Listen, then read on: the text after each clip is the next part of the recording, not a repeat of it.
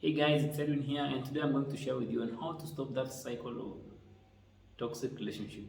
You may have left a toxic relationship, and then a few months or a few years later, you still find yourself in the same toxic relationship.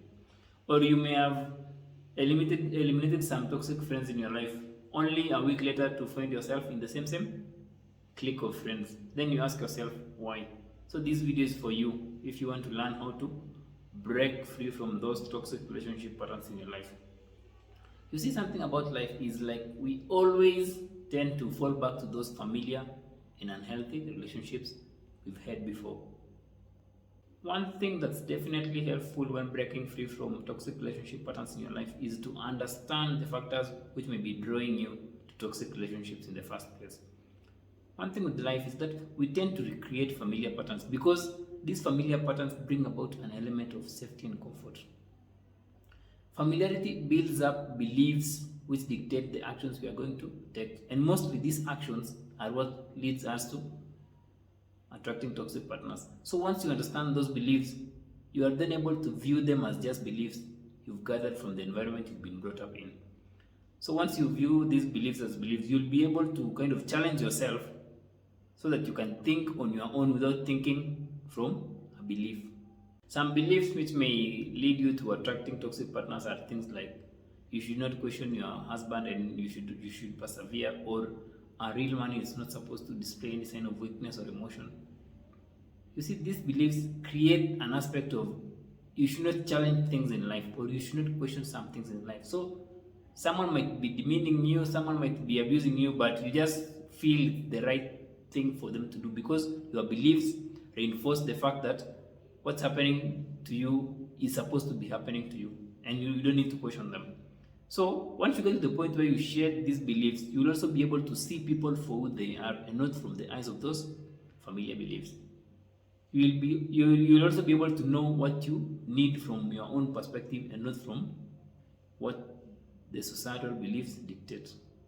If you need someone who provides for you or someone who cares for you, you'll be looking for someone who cares for you instead of looking for someone who's dominating you in a way. So beliefs really make us follow things without questioning. But the more you challenge these beliefs, the more you'll break away from toxic relationship patterns in your life. Also, it's more of like looking at our beliefs, like religious beliefs, cultural beliefs, or any kind of beliefs, and looking at the role they might have in you attracting toxic partners.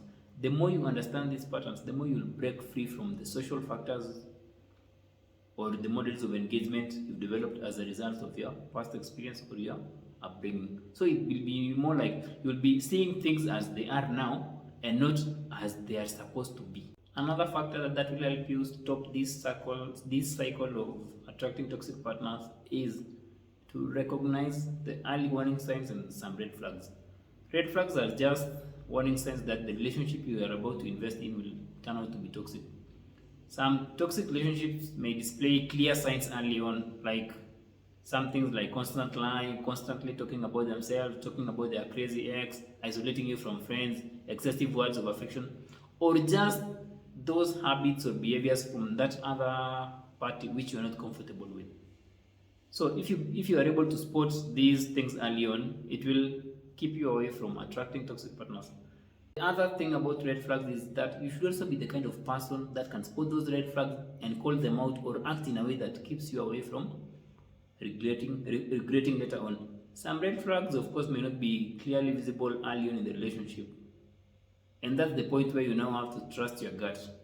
When you feel something seems off or something does not add up, something that does not add up with the person you're hanging out with, then you better trust it and think twice. Don't just jump into that relationship if you really feel that something is not adding up or something feels off.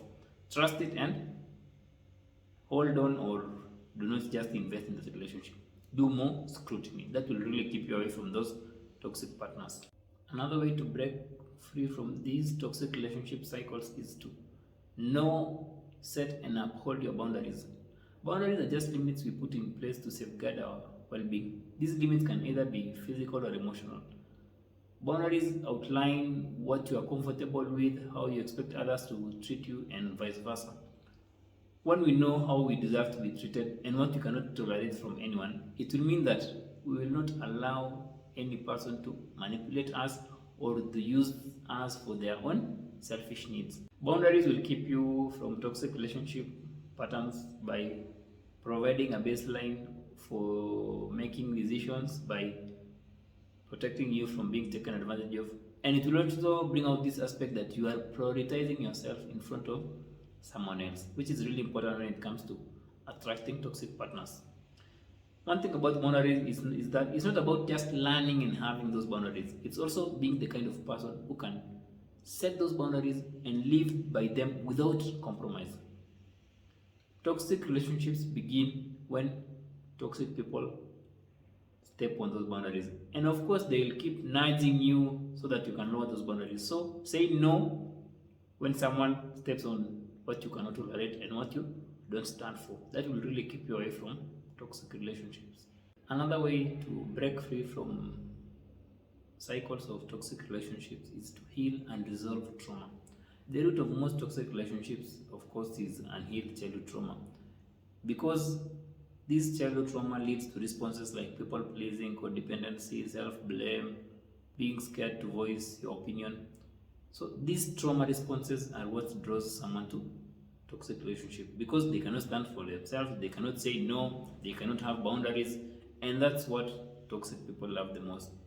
Dependent tendencies, which also arise from unhealed trauma, will also mean that someone is afraid of being alone and would rather be with anyone who makes them feel needed. And that's what toxic people exploit early on in the relationship. They make you feel needed and then they later on withdraw while you are in the deep end of that relationship. So if you work on healing these traumas and these childhood traumas, you'll be able to live the present life without being affected by the eyes of the past or without being affected by what happened in the past. So it will be more like you'll be living life as the adult you instead of living life from the perspective of your inner child who needs soothing. So it will mean that you'll be able to stand for yourself, you'll be able to say no, you'll be able to declare boundaries, and you'll be able to love who you are and know that you deserve a better life. So the negative cycle of attracting toxic relationships, you also have to be fully honest with yourself. They say honesty is the best policy, and that also applies when breaking free from toxic relationship patterns. You can ask yourself questions which really trigger you to be really honest with yourself. Some questions like, why do you want to be in that relationship? Is it because it's your choice or are you being pressured by someone else? Are they the right fit for you? Is the relationship an escape from your own life? Or something like, how is this guy already actually making you feel? Are you feeling loved, comfortable? Honesty is just more of acknowledging the basic truths of where you stand currently without any justification or just rationalizing things so that you can just jump into that relationship or so that you can just force yourself into that relationship.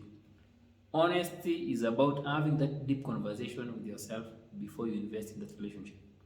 That in itself can really save you the trouble of investing in a toxic relationship because you are fully honest on where you stand. If you feel that you're not ready, you say that I'm not ready. You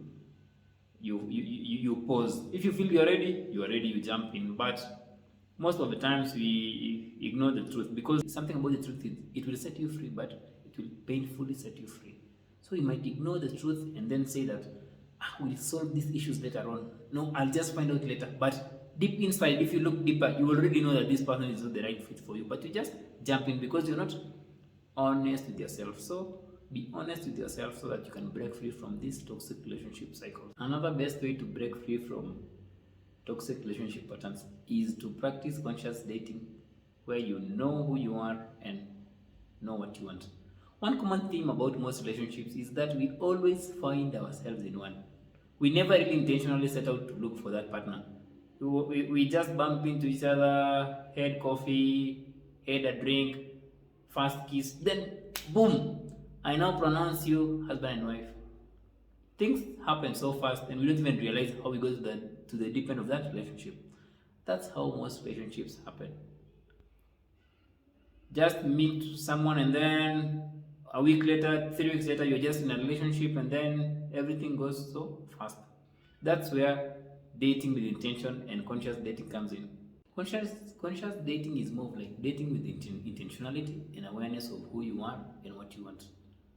It's more like not just blindly going out for dates or bumping into each other on the streets. It's more of looking at your readiness to date, looking at your requirements when looking for a partner, as well as looking at what you cannot or can compromise when it comes to relationships.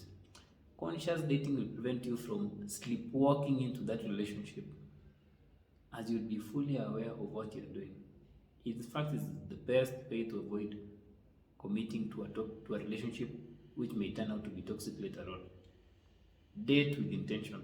Another way to avoid being entrapped in toxic relationship cycles is to be comfortable being single. Being single in your life is the moment where you can learn how to embrace your wholeness and aloneness. It's the best time to self-reflect and know that you do not need anyone's approval or validation for you to be happy. Taking a break after being in a relationship and just being single will also help you with better insights when it comes to relationship with yourself. And as we all know, the best relationship is the one you have with yourself. So when you are single, you'll start understanding yourself more, and this will also give you space of being accustomed to prioritizing your own needs and being at least a bit selfish when it comes to your own needs and knowing that you are your first priority. Being single also reflects healthy self-esteem and knowing that you deserve to be treated well. In fact, being single is the best space for you to fix yourself and take full personal responsibility without having to wait for that Mr. Right or Mrs. Right to make you happy or to fix your life. It's the best opportunity to get things right in your life. If it's your career, if it's your mental health, if it's your health, being single is the best time to fix those things. As David still says, if you're not happy with your life or yourself, a relationship will not fix it. To break free from toxic relationships needs work and effort from your end, but it is well worth it, as you will have lowered the probability of attracting toxic people who may make you love them and then betray you later on.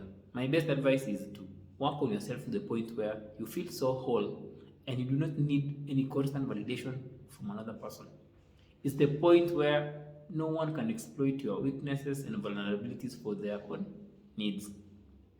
Do not seek a relationship as an escape from your life. Work on yourself first, then when you get back to the dating scene, you're just looking to share your joys and not your insecurities and miseries. The era of we will fix this one once we are married is over. Do not postpone your personal shortcomings. The best time to work on yourself is when you are single. Otherwise, there is someone out there who's just waiting to exploit those insecurities and those emotional wounds. Be gentle on yourself as you make these changes in your life, and always know that you are not running out of time for you to be in that relationship. You are never running out of time. Time is just an illusion, and it's just been made up as a physical measurement of things. And it's not, there is no fixed time to do things. No, it's just other people's perspective. But for you, focus on yourself first. That's it for me today. Until next time, feel free to share, comment, and subscribe. See ya.